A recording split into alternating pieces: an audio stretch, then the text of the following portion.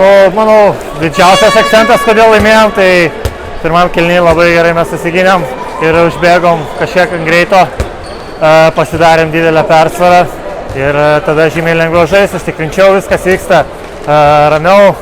Buvo šiokia tokia gal duobė antram kėliny, kai buvo 2 pašalinimai, bet šiaip išlaikėm tą nemažą persvarą ir manau, kada turi gerą persvarą, žymiai lengviau žaisti ir lengviau ištraukti iki galo visas tas rungtynes, kur gali porą klaidų pasidaryti, nieks už tai nenubaus per daug. Bus matyti, kaip seksis Vilniui, busim po kelionės, aišku, vilniečiai labai norės laimėti.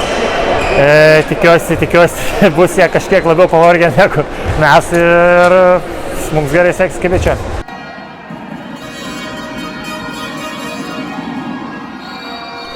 Truko per daug klaidų, techninio broko, per daug gynybo, iš tikrųjų visiškai nesusiginta ir priešininkai varžovai darė tai, ką nori, tai tiesiog atėjęs žmogus pradeda žaisti vieno iš vietos ir mes visus kartus pralaimėjom, tai palauk, taip negali būti, aišku.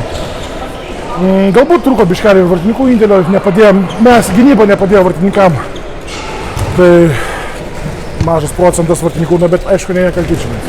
Šiandieną, manau, tikrai gynybos klaida. Bet pirmos rungtynės išvykoj, dar palyginus antras kėlinys, kas čia gavosi lygiom, 15-15. Tai galbūt ir varžovas irgi pavargo, tai reiškia viskas tvarkoja. Galima žaisti. Tai antros rungtynės pas mus namuose. Nieko, įsilaižom žaizdas, kilom į kovą, toliau, nieko nepadarysi dabar.